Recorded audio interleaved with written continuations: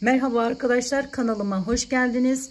Evet arkadaşlarım, bu videomda sizlere iğne ile yapmayı çok sevdiğiniz için böyle iğne ile bir paspas çalışması yaptım ve sizlerle paylaşmak istiyorum nasıl yaptığımı. Arkası bu şekilde gözüküyor, ön kısmı ise bu şekilde gözüken bir çalışma arkadaşlar. İsterseniz paspas yapabilirsiniz, isterseniz yolluklar, seccadeler, yani aklınıza gelebilecek her türlü yerde kullanabileceğiniz gayet dokusu ince ve güzel olan bir çalışma oldu arkadaşlarım. Umarım sizler de seversiniz. Şimdi ben bunda fark ettiğiniz gibi ince bir halı kaydırmaz, her yerde bulabileceğiniz metre ile de satılan bir halı kaydırmaz kullandım. Gerçekten sağlamlar arkadaşlarım. İçiniz rahat olsun. Hiçbir sıkıntı yaşamazsınız. Ben 5-6 yıldır kullanıyorum ve inanın hiçbir şey olmuyor. Makinede 30 derecede rahatlıkla yıkayabilirsiniz. İstemiyorsanız şayet bu alt kısmına böyle fiyatı uygun olan lif iplerinden, patik iplerinden örüp üzerine bunu yapabilirsiniz arkadaşlar, işleyebilirsiniz. Şimdi halı kaydırmazı bu şekilde kullandım bu defa, hani daha farklı görünmesi için. Şöyle bir iğne var, tığım var, ipime göre tığım var, 3 milim kullandım ve bir de makasımız. İp dediğim gibi hiç fark etmiyor, şöyle bir ip kullandım ben. Markasını söylemek istemiyorum. Hani dilediğiniz her türlü ipi rahatlıkla kullanıp yapabilirsiniz arkadaşlar. Şöyle yakından göstereyim. Bakın çok güzel oldu. Gerçekten çok beğendim ben. Umarım sizler de beğenirsiniz. Bugün öncelikle bu videomda kenarını çevirerek başlayacağız. Şimdi bir miktar yapmıştım. Bakın ben şöyle buraları çevirdim. Şöyle. Ben bu ters sık iğne tekniğini çok seviyorum arkadaşlar. Çok da yakıştığını düşünüyorum bu tarz örgülere.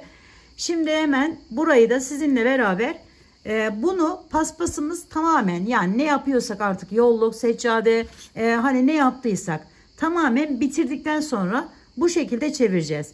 Şimdi köşeden başladığımı farz edin. İpimizi taktık, bir zincirle bağladık. Hemen geri çeviriyorum tığımı, bu şekilde içerisinden batıyorum. Ve bir tane sık iğne yapıyorum. Şu arayı fazla sıkı yapmayın. Çok gevşek de yapmayın arkadaşlar. Böyle yani aralıklı da yapmayın ki kasma yapmasın. Bakın hemen bir tane atlamanız yeterli oluyor. Şöyle. Şu yerler var bakın. Şöyle yerlerimiz olacak. O yerlerden giriş yaparak şöyle ilmeği çıkartıp bu şekilde çevirebilirsiniz paspasınızın kenarını. Dilerseniz farklı modeller de yapabilirsiniz. İğne ile sarabilirsiniz. Ama bu kolay olduğu için ben size bu şekilde göstermek, anlatmak istedim arkadaşlar. Şöyle hemen yapalım, devam edelim. Sizlere ilk başından nasıl yapıldığını anlatacağım. Ama önce hani bunu bir görmenizi istedim. Bu bitirdikten sonra yapılması gereken bir işlem arkadaşlar. Şöyle çevirelim burayı da ve burası kalsın artık, daha sonra orayı çeviririz arkadaşlar burayı bitirdikten sonra. Böyle de yapabilirsiniz ama hepsini bitirdikten sonra daha dolgun duruyor. Bakın bir tane size örnek göstereyim, şöyle yapalım. Bakın bu daha böyle bu daha dolgun duruyor, içine alıyor çünkü ipleri ve böyle güzel görünmesini sağlıyor arkadaşlar. Evet, şimdi burayı anlattıktan sonra hemen diğer taraftan başlayarak sizlere yapımını anlatmak istiyorum. Takıyorum önce. Evet, iğnemizden geçirdim ipimi, 2 kat olarak yaptım arkadaşlar. Şöyle başlayalım hemen yapımına. Şimdi şuradan giriş yapıyorum. Paspasımın köşesinden giriş yaptım. Daha sonra şu üstten giriyorum arkadaşlar, buradan. Bakın şuradan. İkisinin arasından şu şekilde bir üstten bir alttan yapacağız arkadaşlarım. O yüzden bu şekilde yapacağız.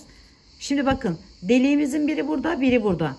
Bu karemiz buradan devam ediyor ama bir alta bir üste inmemiz gerekiyor. O yüzden bakın şöyle göstereyim. Şimdi burayı yaptıktan sonra hemen bir alta iniyorum. Birini yukarıdan, birini aşağıdan bağlayacağız arkadaşlarım. Şöyle Bakın. Birini buradan hemen kenarda olduğu için şuradan giriş yapıyorum. Bir üst sırada daha net anlaşılıyor arkadaşlarım bu. Şu şekilde. Kalın ipiniz varsa tek kat yapmanız yeterli olacaktır. Şimdi bakın buradan aldım. Yine çeviriyorum etrafından, şöyle arkasından giriş yapıp buraya bağlıyorum. Buradan çıkartıyorum iğnemi.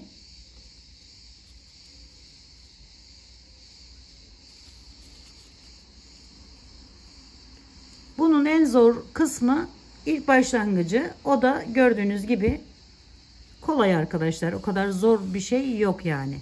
En zor yeri burası diyebilirim. En zor yeri işte bu kadar kolay. Onun için herkes yapabilir diye düşünüyorum arkadaşlar. Özellikle iğne sevmeyen arkadaşlarım, tığ işi olarak yapılmış olan paspaslarım da çok. İğne seven arkadaşlarım da zaten bu tarz bir çalışmayı rahatlıkla yapacaklardır arkadaşlar. Şöyle birini alta iniyoruz. Bakın alttaki yere, birini üstteki yere yapıyoruz. Şimdi üstteki yerdeyiz. Alttaki yere hemen geçiyorum şu şekilde, yanından hiç yer atlamadan. Şu şekilde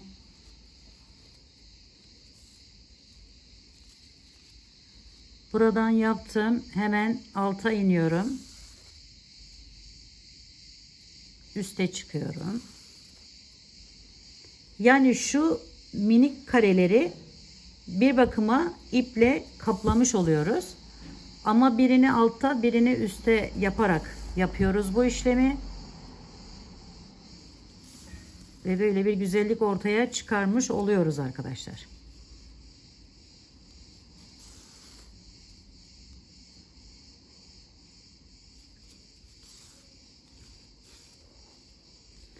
Şimdi bakın burayı bu şekilde devam ediyoruz. Sona geldiğimizde yine son yere gelmiş olarak düşünün arkadaşlarım. Yani burayı bitirdiğimizi farz edin. Hemen buradan bu şekilde yerlerimiz var bakın. Bu aşağıda olan yerim, şöyle kenardan şuradan giriş yapıyorum bakın. Kenar olduğu için şey olacaktır arkadaşlar, bakın. Şimdi buradan buraya çıkardıktan sonra hemen iğnemi aynı yere geleceğim. Kenardayım. Düşünün. Öyle düşünün. Şimdi buraya giriş yapıyorum. Şu şekilde. Ve bunu bir alt sıraya, bakın buraya. Şu iki deliği birden dolduracağız. Bu iki delik, bu iki delik. Bu şekilde devam edeceğiz arkadaşlar. Şimdi bunu buradan alıyorum. Buraya geçiyorum. Bakın buraya. Şu şekilde tutayım, göstereyim. Buraya geçiyorum. Bunu ise şuradan çıkartıyorum. Bakın hemen yanından. Şimdi yine bunu aşağıya iniyorum. Buraya. Ve bu indiğim yerden şu yere kadar çıkartıyorum.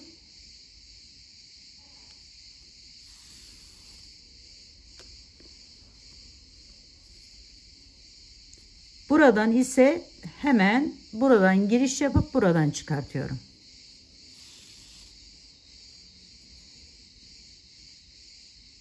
Bunu buradan alıp buraya,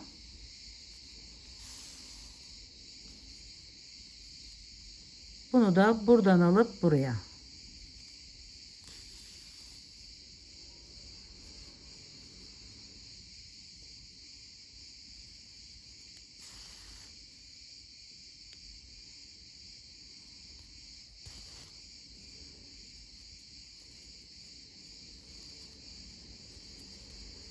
Bakın böyle güzel bir görüntü ortaya çıkarmış oluyoruz böylelikle arkadaşlar.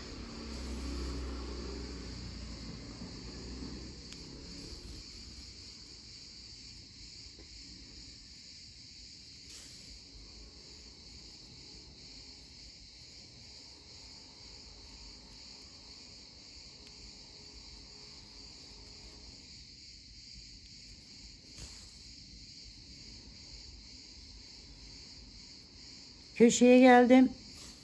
En üst tepeye çıktım.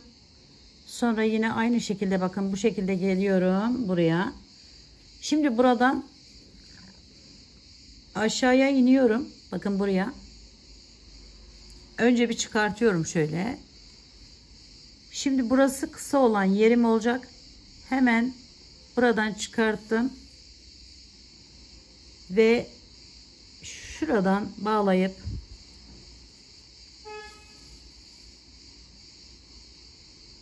bu defa böyle geri dönerken arkadaşlarım bu şekilde. Bakın alıyorum. Yukarıdan çıkartıyorum. Bunu da buradan giriş yapıyorum. Buradan çıkartıyorum. Şimdi yine aşağıya iniyorum. Buraya geçiyorum. Buradan hemen yan tarafa geçiş yapıyorum. Aşağıya iniyorum. Yukarıya. Daha sonra ise buradan buraya arkadaşlar. Şöyle. Ve bakın böyle bir görüntü ortaya çıkıyor. Şurada daha net anlaşılıyor. Böyle devam ediyoruz. Yani dediğim gibi dilediğiniz her türlü ipi de rahatlıkla kullanabilirsiniz. Gördüğünüz gibi hepsinde farklı farklı bir görünüme sahip oluyor arkadaşlarım. Kalın ip kullanırsanız tek kat yapın derim. İnce bir ipiniz varsa 2 kat 3 kat da yapabilirsiniz arkadaşlar. Evet, bugünlük de kanalımdan bu kadar. Yapacak olanlara şimdiden kolaylıklar diliyorum. Bir dahaki videomda görüşmek üzere. Hoşça kalın, sağlıkla kalın. Allah'a emanet olun arkadaşlarım.